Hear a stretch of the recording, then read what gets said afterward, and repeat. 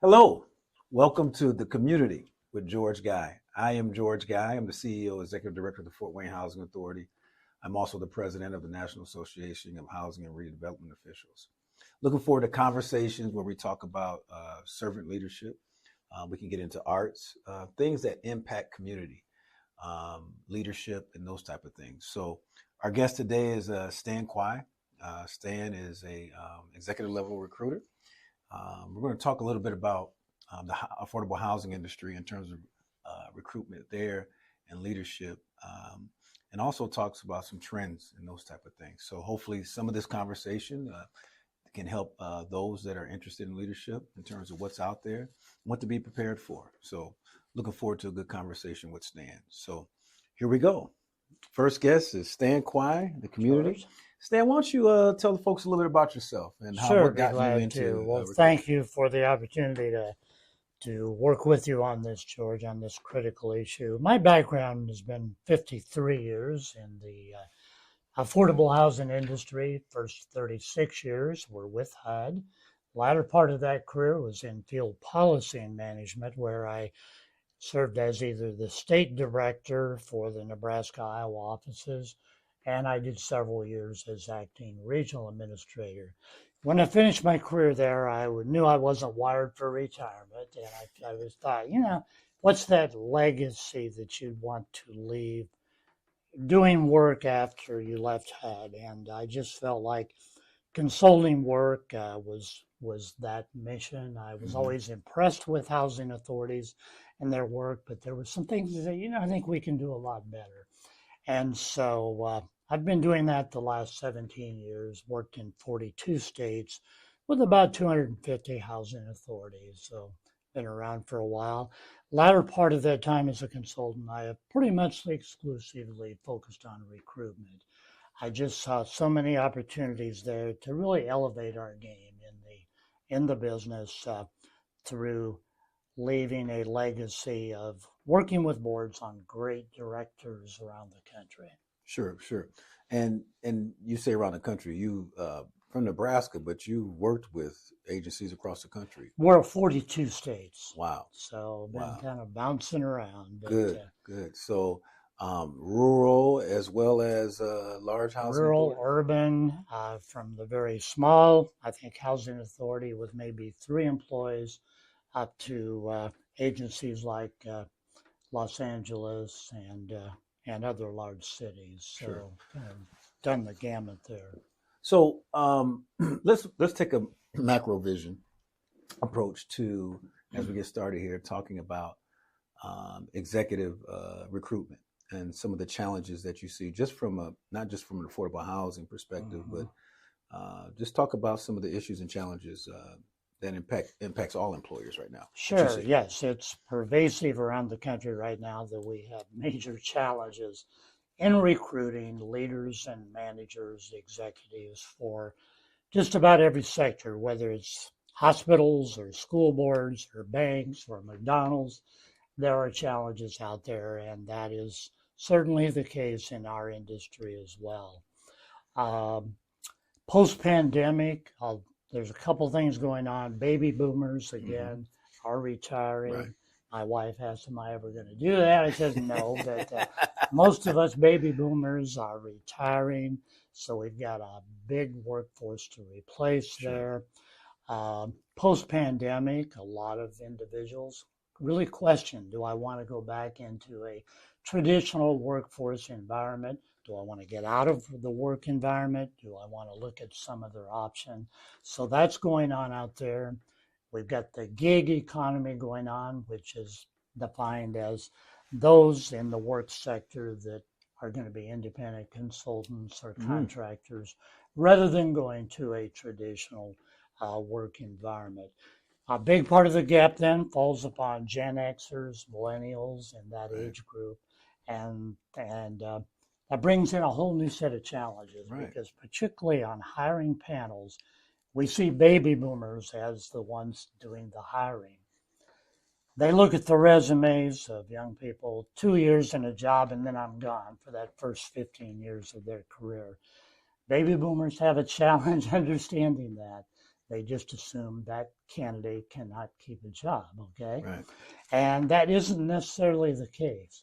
There are other things that are going on there that it's just a career track that they see as a way of doing business as they start out in their careers. And similarly, those younger generation individuals we are trying to bring into the workforce or keep in the workforce have a little different sense for work-life balance. You and I, when we came into the industry, we, very loyal to agencies, and we viewed a job probably as a long-term venture. That's not quite the situation with Gen Xers and Millennial. It's more about that work-life balance, and there's a lot of merit to that as well. That you've got to balance the work and your life as well.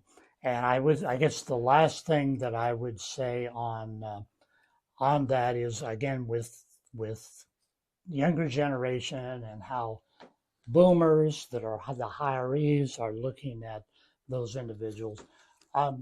We see some challenges bringing them in as leaders and managers in probably two key areas. One, communication skills. Okay. Number two, critical thinking. Okay. And both those are tied to, information technology. Right. Now, there's some good sides to that as well. Obviously, we don't want to say that's all negative, because we have a weakness with IT sometimes, So you need to look at the good with the bad. But again, many boards or committees tend to think, well, why can't they look me in the face and communicate with me? Okay. And why can't they think critically about some of these questions that we're asking? So those are a few of the challenges that every industry is facing and that we're dealing with in our industry as well. So that gets us into housing and affordable housing and community development. I often tell people in leadership that,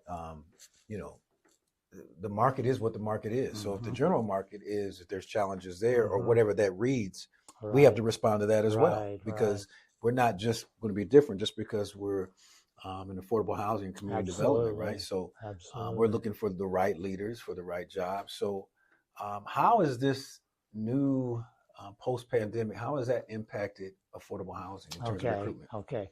Well, as you suggest, we have the challenges of a lot more great jobs out there right now than there are great people to fill those jobs. 4 or 5 years ago, the same job that I'm advertising now probably would have had 15, 20 applicants for it. Today, I get 7 or 8. Okay. So it is a different world. It really is in that regard. And why is that? Why is that? Well, a few things that we can talk about on that. One of the biggest is that we have nationally a negative perception still about our industry. Okay. And a lot of individuals saying, do I really, is all that negativity out there, is that really the real deal? And there's a hesitancy maybe to apply. So are you speaking on someone that may be just getting into the industry or someone who's been in the industry? More so coming into the industry, but it's also those who are in the industry. In other words, someone that may have been in the industry may say, I don't know if I want that kind of pressure.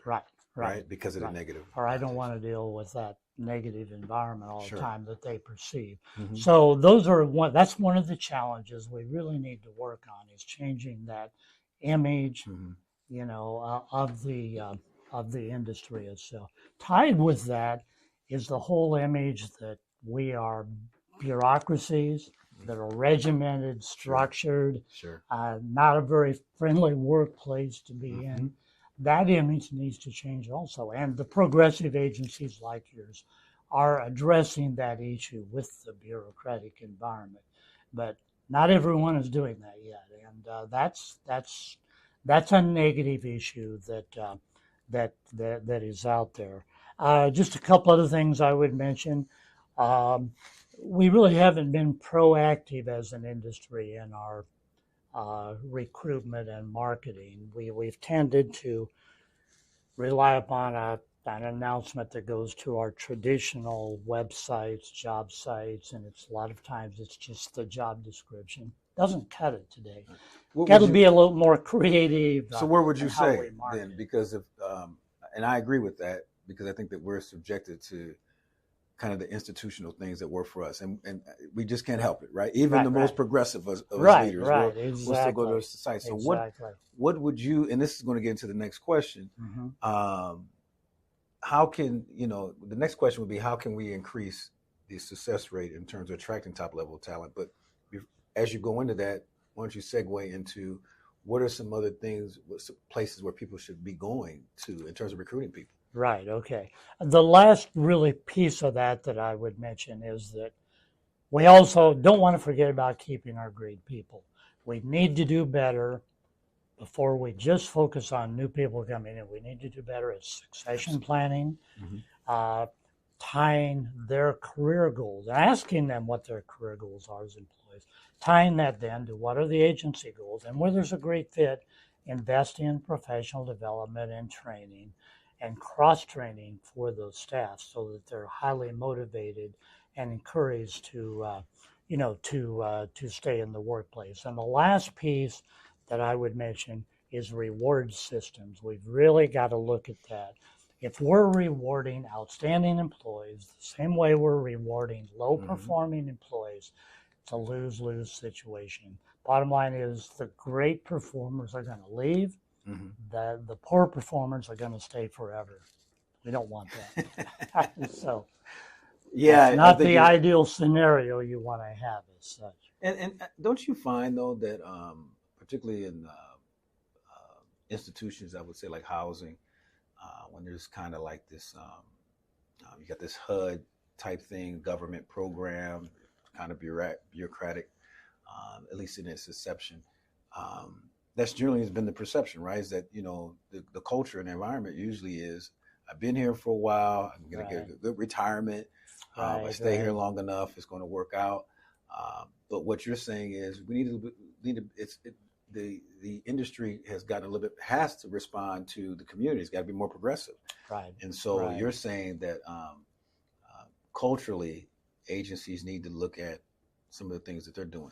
Talk a little bit about that, Stan, in terms of what are some of the things that you would like to see that would particularly be helpful when it comes to recruiting people in terms of what kind of environment should they have? Well, let's make sure we're changing that image of the industry, first of all.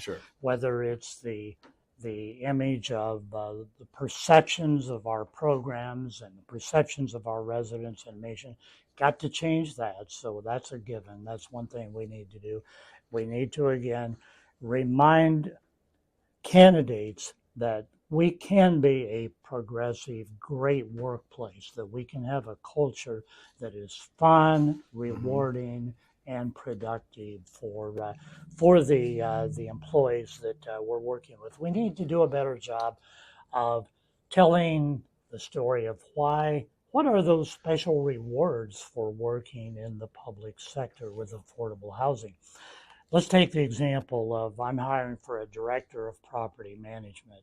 I'm going to tell that candidate from the private, if he or she comes from the private sector as a property manager, I'm going to say, we're both putting a roof over the heads of our residents, but think of all the rewards that go with empowering residents and the things that we can do, to make their lives better as such. And so that becomes something we can tell as part of our rewards for employees that maybe come from the private sector. The benefits that we offer, again, we need to tell that story better. The salaries, we're doing better now on that. They're comparable, but the benefit packages, the stability we offer is way, way better. And we need to figure out where can we compete and where can we do better in some of those ways. So Stan, hold on with that point, because there's going to be someone that's watching that's going to say, listen, how do we, I don't know where to go get information about pay. We've been doing this based on merit, and we have this, system, how many years you've been here, and we give you a raise. And so our market is our market. Where do we go get this information about market trends and all this about pay? Right, right. Some states have been pretty good about putting together salary profiles for their key positions in the public housing industry. FADA does a 2-year study of comparability. I've been a little bit critical of the 2022 study. It wasn't quite as good as some of their earlier versions, but it's still something that tells you a little bit about the salaries in the industry. In fact, the new survey they did in 22 was actually better on the fringe benefits packages. So those are good resources to go to. And that's the Public Housing Authorities Directors Association. Right, FADA. right, exactly. And again, you know, you can say there are consultants out there that do comparability studies. So there's a number of resources that you can, you know, you can draw upon for that. And just a couple other things on that question that you've asked. Again, we can be much more proactive as agencies in attracting young people by getting out to career fairs, having internship programs. Sure. I taught at the University of Nebraska in public administration for a while. We had case study events with university classes where they would come in. And it's a win-win for them and for the agency to study the agency and get to know the operations of the housing authority. That's very beneficial. When I was on the housing authority in Omaha, in the Omaha area, we had committees of the board. I would bring in young professionals on those committees to work with our board. And out of that, 2 of them actually, one became a board member eventually, and one became an employee of the agency. So again, it's how do we generate that interest with young people in you know in what we can do to get them engaged. Finally, I would say look at job sharing opportunities, look at flex schedules, outsourcing of jobs. Those are all options. Flex schedules. Talk about that. That's like a what do you mean by flex schedule? Well, and I know that actually a lot of agencies do that now, where maybe we have 1 day of the week that we're closed and we work longer hours during the week, or you know, just you know, flexibility in the schedules. We still want to meet our mission and be customer friendly, but can we do that and still be more accommodating of the work-life balance that employees need? So I think those are all things to really look at. I do want to underscore that workplace culture, because with the negative perceptions out there, I encourage agencies, and I've done this with some agencies, we've done surveys of the staff. You know, what is that? What is our workplace culture like, and how can we make it even better? That's going to keep great employees if we're sensitive to that. And that image of your workplace culture gets out there in the community. They know who the great employers are and the employers that are not so great in your community. You know, I like the way you're speaking about this, because you're talking about public housing agencies and even community development agencies being competitive in their own market, right? And being known as a good place to work. That's a whole different way of looking at it. We've got to be competitive with the private sector. We've got to be competitive with other housing authorities. We've got to be competitive for those taxpayer dollars and how we're spending those. Yeah, we're in a very competitive world that we weren't necessarily in 10 years ago. And you've got to adapt and adjust to that, absolutely. So this last question, Stan. What are some of the key, because you talk a lot about, obviously boards have to be ready for this, but this takes a certain type of leader, kind of a transformative, progressive leader that really looks at the private side. They challenge themselves to be a certain type of leader, probably with a high level of emotional intelligence. But what are some of the key executive attributes and skills that are most needed in changing the affordable housing industry? Sure. And I would like to address that. If you don't mind, I would like to touch on one point on recruitment strategies, because we really need to redirect a lot of that, and it'll just be fairly brief on this. agencies that are recruiting need to do a much better job on the front end planning process. We can't just throw an announcement out there and expect it to get the results we're after. We need to do the pre-planning, which one of the things that I do work with, and I would encourage agencies to do this, do a fairly comprehensive survey with your board and staff.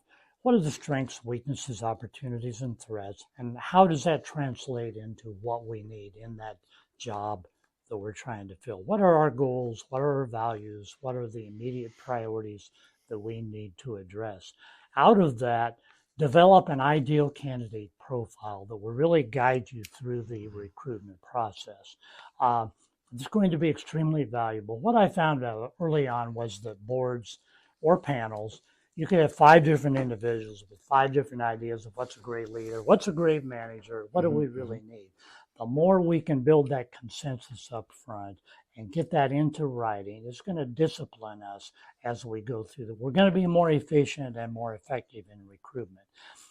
That ideal candidate profile provides me with then a guidance document on how to rate and rank candidates, how to structure interview questions, how to score candidates, and it just is a very quality tool to guide us through the entire process. Part of that also then is being strategic in that ideal candidate profile. We don't want to take the 10-year-old job description and work with that. It ain't going to work in today's world. I don't care what the job is, we need to be more futuristic. We need to update those position descriptions to the skill sets we're going to need. Moving forward as such. And just a couple other notes on recruiting that I would stress. We need to market to non-traditional outlets. If I'm filling a CFO job or a development job, those are the 2 toughest jobs in our industry right now to fill. Talk about that. Okay. CFO job. I'm going to go to CFO job sites. There are industry groups that have job sites for those breed of cats, and we need to tap into that, particularly in the private sector. CFO jobs I love to fill from the private sector because not only are we looking for numbers crunchers in that job, but we want to change that business culture. We want somebody that can put together business plans. We want somebody that can put together business models for the agency that will carry across not just the finance department, but every department. And a lot of those private sector individuals, that's what they've always done. We haven't done that traditionally. We've been numbers crunchers, and we were concerned about audits and all that, but not necessarily the bigger picture of the business world. So we need to market to non-traditional candidates in non-traditional markets as such. 2 closing things I would say on the recruiting emphasis. Actually 3, one real quick. One would be do your background checks. 40% of candidates are either going to lie or fudge on the resumes. You've got to do a great job of that. And do not, I see a mistake that so many recruiters or agencies make of waiting till we select our finalist candidate subject to the background checks. You're going to get embarrassed a lot of times by that. Do the background checks earlier in the process so that you do weed out anybody that could be a later investment or a later, negative perception about how you went about the hiring process. Lastly, then, make sure that you put everything into a public record so that everyone understands. Here's the process we used. Here's how we went about going about this. And I just thought of one last pitch. Please be honest in your recruitment. Right. If you have issues or weaknesses in your agency, be honest with your candidates, because if you don't, and you select somebody based upon a very dishonest image of your agency, you're not going to get a long-term director. They're not going to be happy. Probably 50-50 chance they leave in the first year. So be very honest in the recruitment process. So going back to your leadership as we kind of close out, I think I gave you kind of a top 10. I'm not going to go through all those, but I'll maybe touch on the top 5. When I started working with housing authorities on recruitment, the major issue I saw was leadership. Historically, HUD was our leader. They made all those decisions. As long as we were great managers, we were going to get a high performance score. Okay. We are leaders. We need to be leaders now. We've got to be visionaries, got to be change agents. We got to be relationship builders. We've got to understand the big picture, not only of our organization, but the environment we're in. And we've got to build those partnerships to be highly successful. As you know, I know you've got a leadership academy here that I've participated in.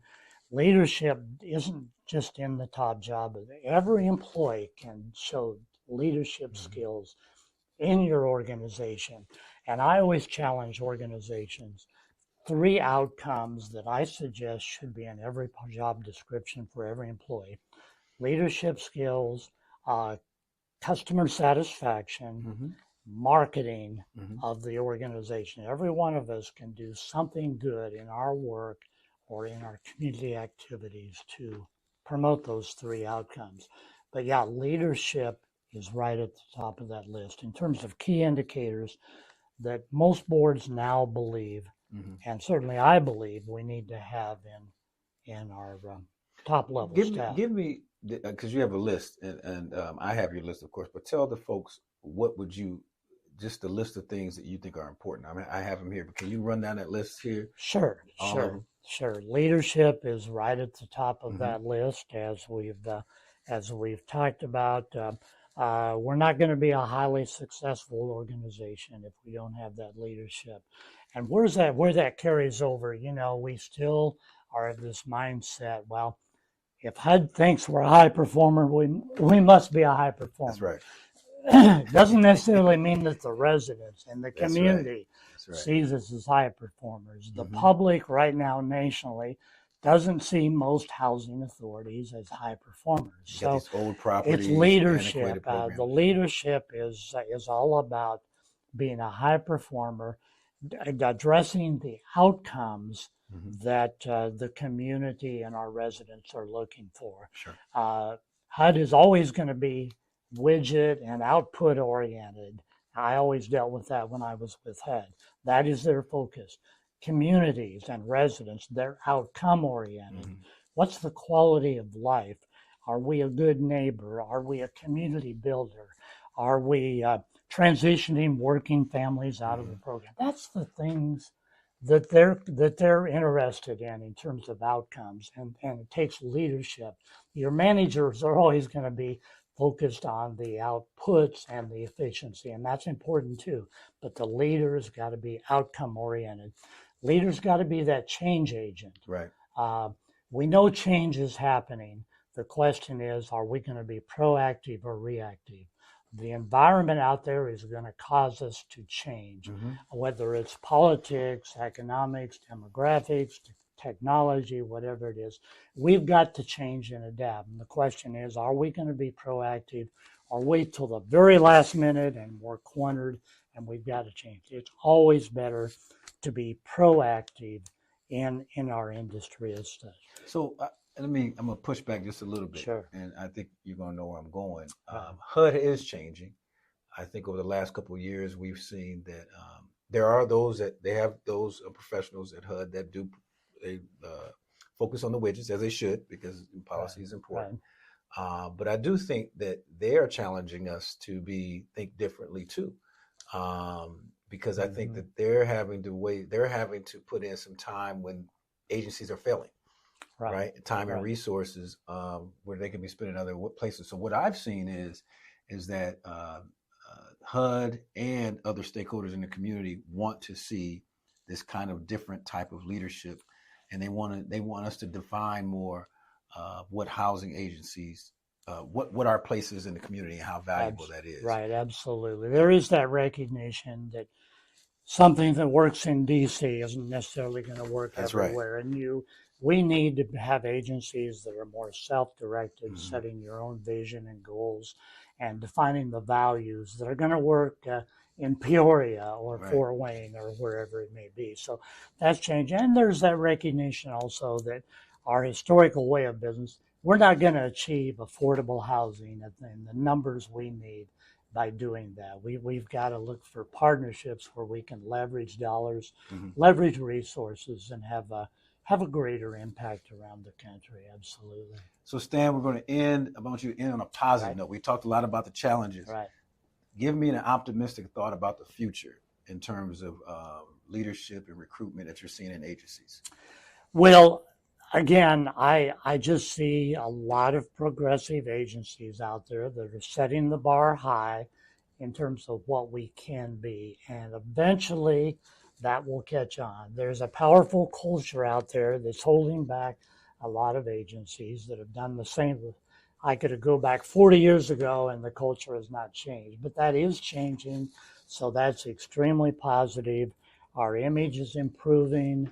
I think resident satisfaction is up. I do some surveys of that around the country with a lot of agencies. I believe we did that here, if I remember right, George. That tells us about the trends that we're seeing, and those are all very, very positive.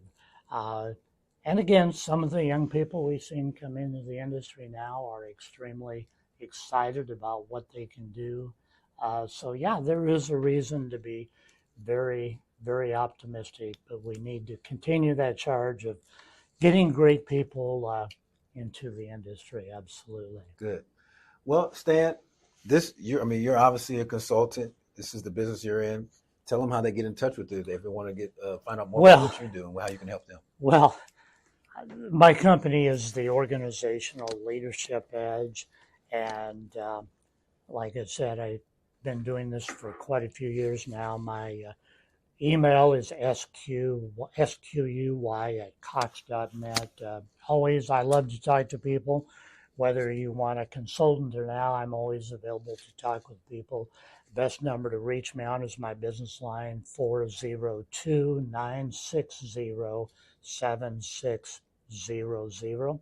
Always happy to talk to people. I do attend a lot of conferences, including particularly NAHRO. Good.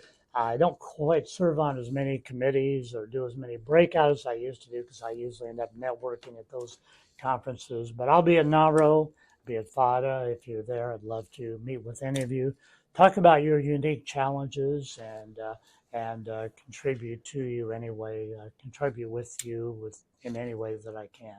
Well, thank you, Stan. I call Stan, like others, servant leader. He really cares about people and communities, and that's why we thought this was a good topic to talk about. Leadership is important. Being transformative, being a good partner, being strategic, and also being marketing your program. But the thing that we find that is most critical is having that desire to work with and for people. So that's what this show is about. It's about community.